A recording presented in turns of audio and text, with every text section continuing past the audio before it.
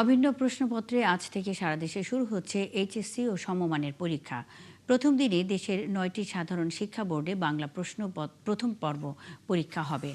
পরীক্ষায় সুষ্ঠু ও শান্তিপূর্ণ পরিবেশ নিশ্চিতে রাজধানীর সব পরীক্ষা কেন্দ্রের ২০০ গজের মধ্যে জনসাধারণের প্রবেশ সম্পূর্ণরূপে নিষিদ্ধ করা হয়েছে।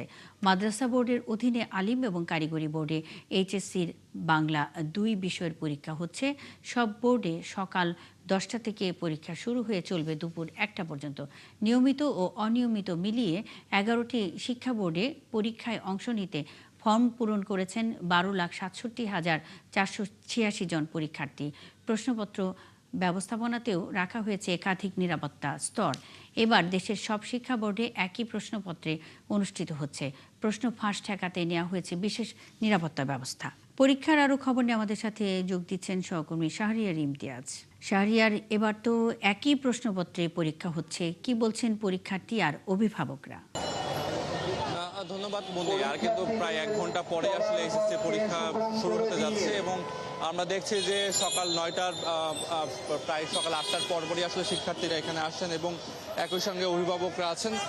বিশেষ করে শিক্ষার্থীদের আপনারা জানেন যে পরিমাণ শিক্ষা বোর্ড থেকে শিক্ষার্থীরা যাতে নির্বিঘ্নে পরীক্ষা দিতে পারে সেজন্য এই বছর প্রায় 8:30টার পর থেকে আসলে শিক্ষার্থীরা বিভিন্ন পরীক্ষা কেন্দ্রে প্রবেশ করতে পারছেন এবং একই সাথে যেহেতু আজকে বাড়তি হিসাবে বিড়ম্বনা শুরু হয়েছে, বৃষ্টি শুরু হয়েছে সকাল থেকে, সেক্ষেত্রে আমরা দেখতে পেয়েছি যে সকাল 8:30টার কিছুক্ষণ আগে থেকে আসলে শিক্ষার্থীদেরকে ভিতরে প্রবেশ করতে দেওয়া হয়েছে এবং তবে শিক্ষার্থীদের এই যে এসএসসি পরীক্ষাকে কেন্দ্র করে কিন্তু পরীক্ষা কেন্দ্রেতে আমরা দেখি যে প্রতি বছরই কিছুটা বিড়ম্বনা তৈরি হয়, বিশেষ করে যানজট তৈরি হয়।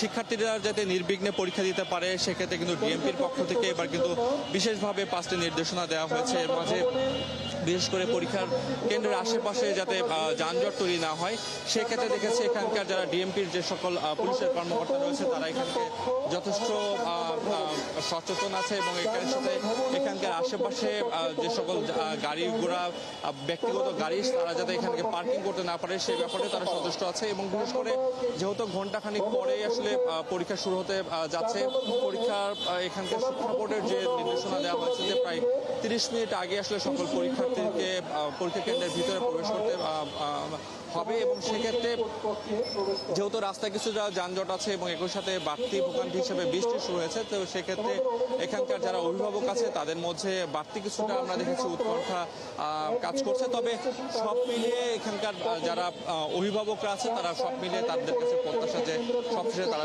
তাদের যে সন্তান যত ভালোভাবে এবং নির্বিঘ্নে পরীক্ষা দিতে পারে। এই ছিল ঢাকা সিটি কলেজের সামনে থেকে আমার কাছে সর্বশেষ মনে। শাহরিয়ার ইমতিয়াজ, আপনি আছেন, খবর রাখতে থাকুন। অভিন্ন প্রশ্নপত্রে আজ থেকে সারা দেশে শুরু হচ্ছে এইচএসসি ও সমমানের পরীক্ষা। এই বিষয়ে সবশেষ খবরাখবর নিয়ে শাহরিয়ার ইমতিয়াজ যুক্ত ছিলেন।